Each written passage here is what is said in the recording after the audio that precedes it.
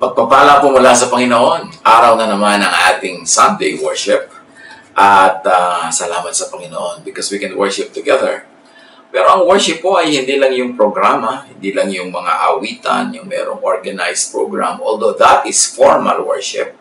Pero araw-araw, lahat ng ginagawa natin, lahat ng iniisip natin is an act of worship. Sabi nga sa James 1:27, the worship that God wants is this: caring for orphans or widows who need help, and keeping yourself free from the world's evil influence. This is the kind of worship that God accepts as pure and good. So to love one another is worship. To be kind to one another is high worship. Father, we thank you that you are our Creator, our Sustainer, our Provider.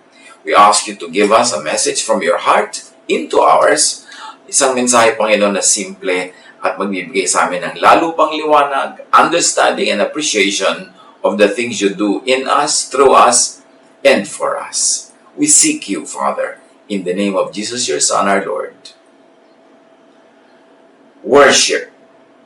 Worship sa isang programa, worship sa isang formal event, at worship sa pang-araw-araw na ginagawa. Ephesians 2:10, for we are God's handiwork, created in Christ Jesus to do good works. So pagka ginagawa natin yung mga works na yan, we are really worshiping. Kaya sa attend ka lang ng attend ng mga worship services, formal events, tapos wala kang ginagawang mabuti sa kapwa, wala kang ginagawang kaibig-ibig, katangi-tangi, nakakatulong, kulang na worship yun. Talagang we can worship sa isang programa, pero lalo na sa isip, sa salita, at sa gawa natin araw-araw. In such a time as this, be nice, be nicest. May mga kasama tayo sa bahay na ministry natin. Sila ang ating mission field.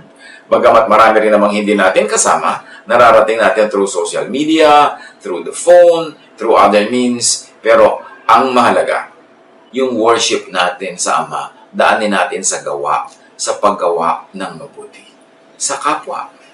Sa New Testament, ang ibig sabihin ng righteousness is to do good to others, goodness, kindness to others. That's why righteousness saves, as good works saves. In a way, if you define good works as faith, because faith saves.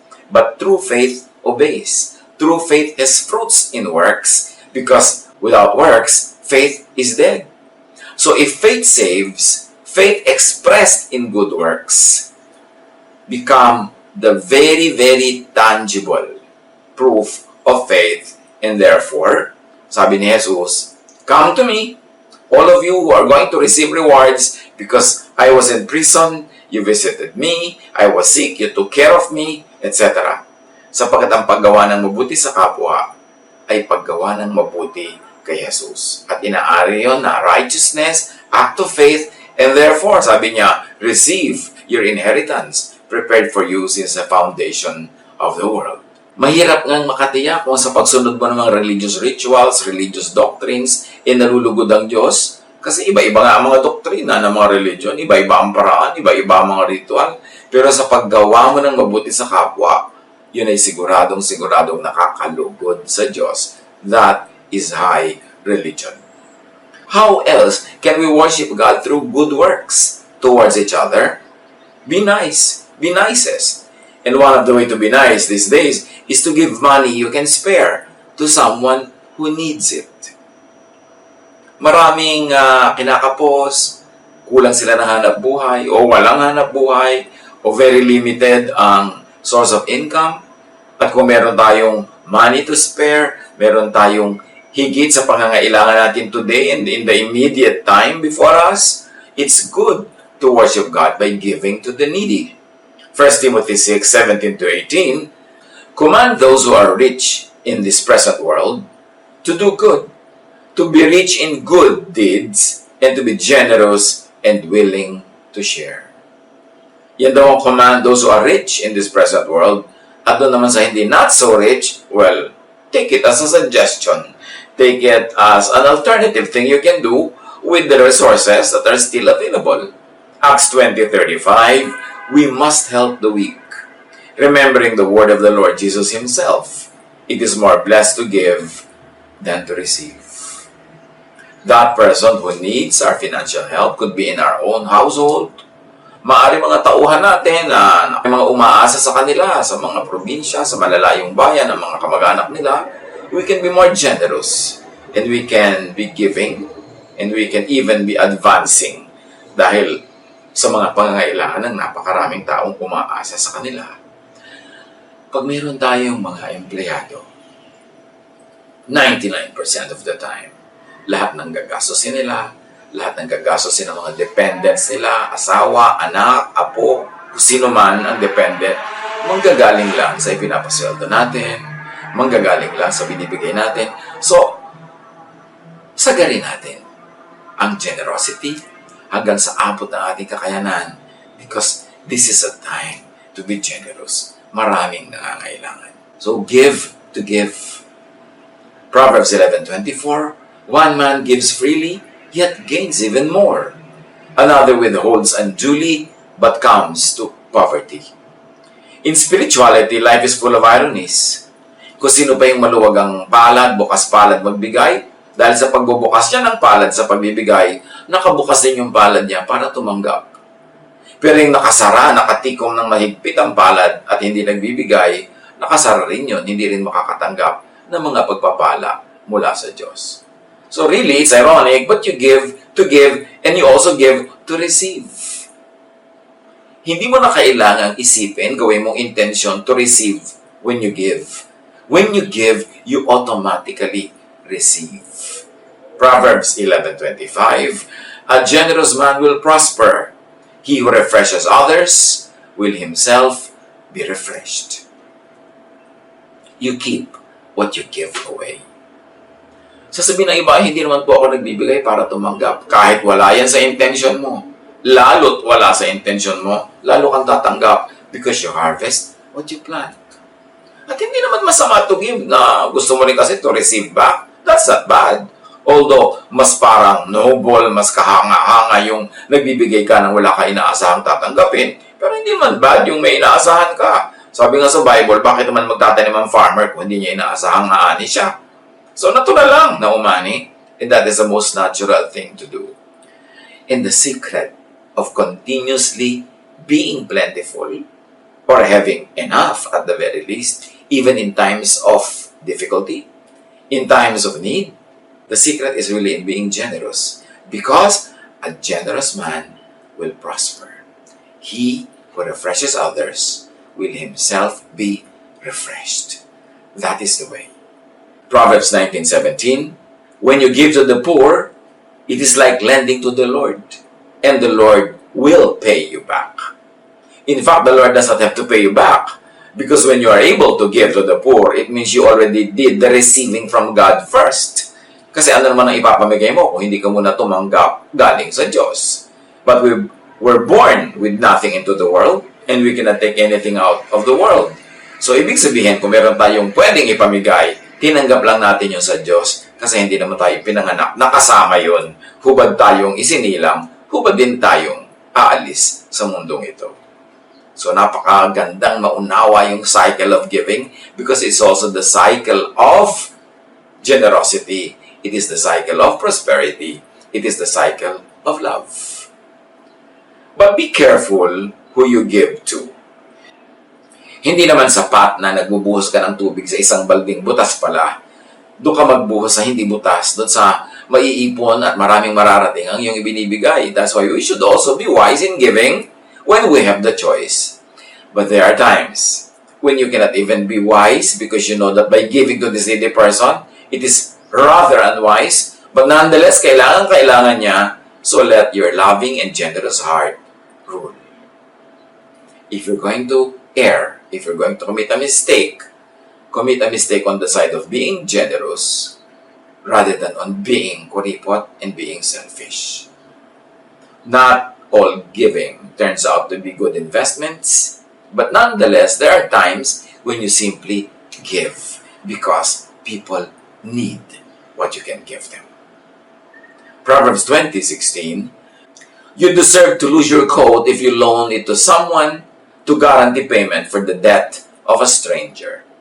But there are times when, out of kindness and out of love, we really take the risk of losing even our own coat. But that is to be prayed for, and that is to be decided upon from a wise disposition. Kaya kailangan din spiritually guided, even our giving. So be nice, be nicest. Let people tell their story without interrupting with the story of your own. We should be extra nicer to one another para mas maganda yung climate, para mas friendly, para mas magaan. Hindi yung pag may nagkukwento, uunahan mo na agad, tatalunin mo yung kwento niya, sasapawan mo na agad, or hindi ka nakikinig, nagpapakita ka ng impatience. Alam niyo yung pakikinig, ministry yan. Kasi kung minsan yung mga tao, meron silang naiipon ng mga sama ng loob, naiipon ng mga nervyos, mga stress, mga hindi nila maibulalas, by just listening to their stories, not for our own interest, but for their sake, we are able to help many people. That's why we were given one mouth and two ears. Dapat we listen twice as much as we speak. Job 21, 1-3. Job said, "If you want to offer comfort, then listen to me. And when I have finished, you can start your insults all over again." Si Job kasi ay dinapuan ng pagkarami-raming hirap sa buhay. Tapos yung mga kaibigan niya dumating, yung pala, sisisihin lang siya. Sasabihin, may kasalanan ka siguro, kaya ka nagkaganyan, kaya ka inabot ng malas, kaya ka nahirapan. Kaya sabi ni Job, pwede ba kung gusto niyo talaga makatulong, makinig muna kayo sa akin. Meron akong gustong sabihin, I have to unload what is in my chest. And then later on, tsaka na lang uli kayo magsalita. But let me speak first. So yung pag nag-stop ka, kahit may urge ka na ikaw ang mauna, ikaw ang magsalita, putulin mo yung sinasabi ng kapwa, that is ministry. That is love. Especially doon sa mga kailangang may makinig sa kanila. Meron naman kasi humihinga ka lang. Papayuhan ka na ng kotak-kotakot, hindi ka naman humihingi ng payo. Sesermonan ka o papagalitan ka pa, iko-condemn ka pa kung religyoso yung kausap mo. Hindi naman yun eh. Gusto lang huminga ng tao. Hindi natin kailangan laging merong payo, merong sabihin, merong wisdom. Pag kami nagsasalita, makinig lang tayo. Malaking tulong na. And remember, we are talking about acts of worship. To stop yourself from the temptation to speak ahead of the other person is an act of love. Therefore, it is an act of worship. Be nicest. Listen without giving an advice or opinion. Pag gusto ng tao ng payo mo, hihingi nila yan. Pag gusto nilang opinion mo, hihingi nila yan. At katulad na rin yan ngayon ng modern life sa paggamit ng mga gadgets. Huwag padala ng mga video, ng mga watch this, you must watch this. Hintayin natin, talungin tayo ng mga tao. Meron ka ba diyang magandang ma-watch? Meron ka ba diyang magandang mapanood? Ipadala mo naman sa akin. O at least makiramdam tayo. Kung open sila na manood ng gusto nating ipapanood. Hindi yung tambak tayo ng tambak sa kanila ng padala tayo ng padala ng mga papanoorin, hindi naman nila hinihingi. It's an imposition. Yung padala tayo ng padala ng mga forwards natin, ng mga shares, na isa pa dapat nilang tingnan o dapat i-delete, trabaho rin nila yon. It's an imposition. Makiramdam tayo sa kapwa kung kailangan nila, kung gusto nila ang ating payo, ang ating mga shares. Proverbs 18:2, "A fool takes no pleasure in understanding, but only in expressing his opinion." Pag daw hangal, ang kaligayahan ay yung lagi nalang ibisto niya kung anong laman ng kanyang utak. At mga kapatid, sa mga pinishare natin, pino-forward natin, actually, binibisto natin sa kapwa kung anong laman ng ating utak. Yung mga ipinapadala natin, it's an indication of our state of mind. It's an indication of the level of our wisdom or intelligence. Kasi kung nagpapadala ka ng mga kabalbalan sa kapwa, hindi naman yun ang kailangan niya, hindi bagay sa kanya yun, di ang ginagawa mo, sinisira mo yung sarili. Dahil naiinis siya o nawalan siya ng gana, o bumababa ang pagtingin sa'yo. Kaya bago mag-forward, bago mag-share, tingnan muna, bagay ba ang material sa papadalan ko? Gusto kaya niya ito? Ganun kasi kung gusto nating makiramdam sa kapwa. at maging mabuti and sensitive to them. James 1:19, everyone should be quick to listen, slow to speak. Everyone should be quick to study, but slow to send shares and forwards at kung ano-ano pa. Manuri muna. Can you imagine how many shares and forwards and texts and messages ang natatanggap ng isang tao sa isang araw? Gusto ba natin na isa tayo sa mga tambak ng tambak sa kapwa, na pagod na pala siya, kada-delete dahil hindi naman niya pinapanood? O pinanood niya, nalungkot lang siya? Kailangan ba talaga magpadala tayo ng mga nakakalungkot, nakakatakot, nakakanerbiyos? Hindi ba sapat? Yung mga nervyos at takot na nandun na sa puso ng kapwa, kailangan ba talagang umapaw yun? Tambak tayo ng tambak? That's where we should really exercise caution and discretion.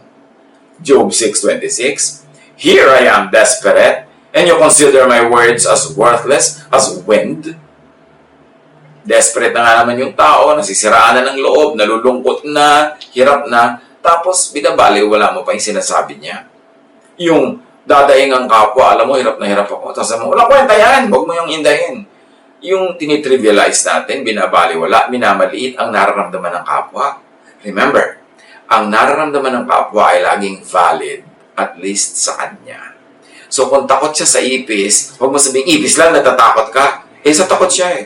Ikaw, ano naman takot mo sumakay sa aeroplano. Sasabihin naman iba sa'yo, aeroplano lang, natatakot ka. Yung pilot, lagi nakasakay dyan.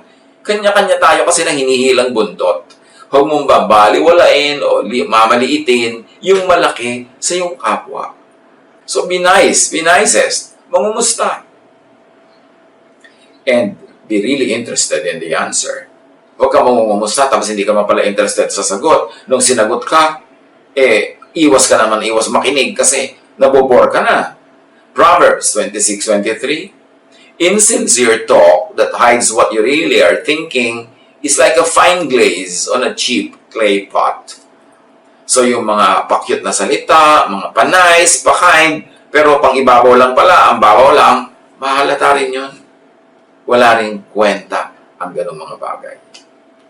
At tayo naman, mga kinukumusta, makiramdam din kayo kung sincere yung nagtatanong. Malalaman mo naman kung talagang interesado sa sagot mo yung tao.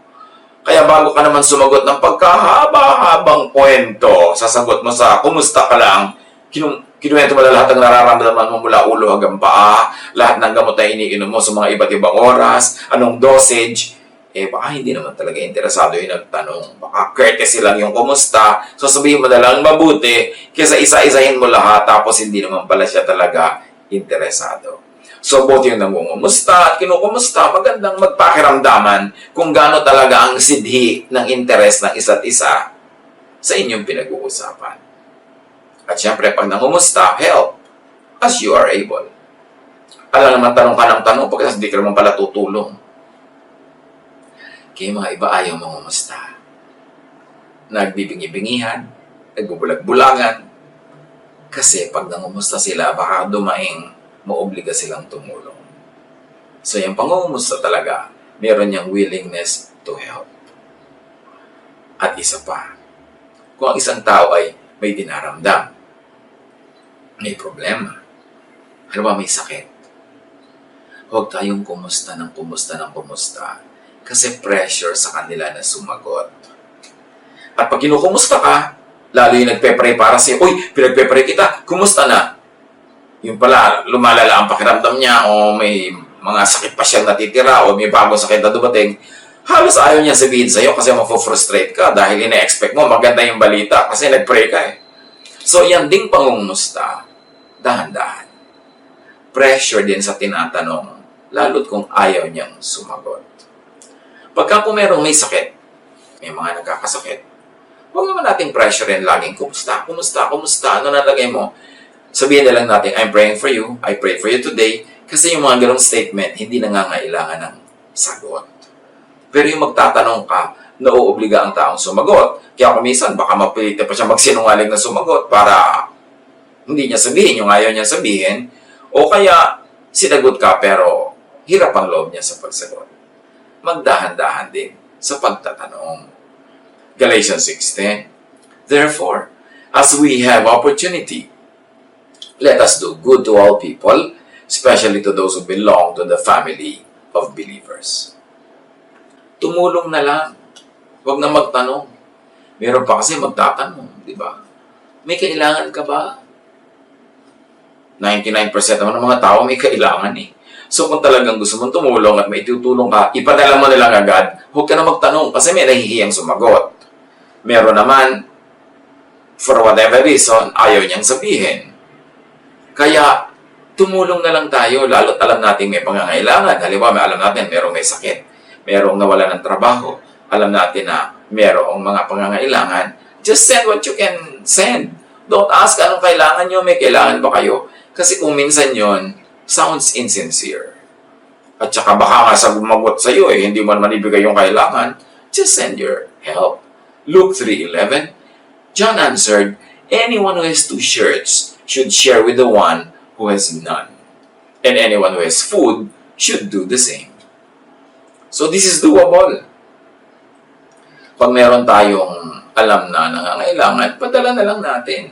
At hindi lang mga sobrang pura nangangailangan. Kung minsan yung iba meron namang resources, pero ang kailangan naman nila, pansin. Kailangan nila ng thoughtfulness. Kailangan nila ng assurance ang sila naaalala. Padalan din natin yun. Kasi maraming kailangan at level ng kailangan ng tao, hindi lang food. Minsan nagpapadala ka lang ng food, pero actually, ang tunay mong ipinapadala is your goodwill.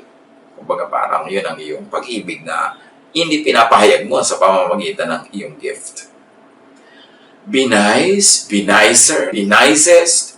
Give your full attention to the person before you. May kasama kang kumakain, makipag-usap ka, makipagkwentuhan, hindi nakasubsob ka sa phone o sa computer habang kumakain kayo. Tapos nagkukwento siya, sa iba ka nakatingin, sulyap ka ng sulyap sa telepono. Give full attention to the person before you. That is kindness, that is courtesy. Philippians 2:3, be humble and consider others more important than yourselves. Undivided attention is a great gift.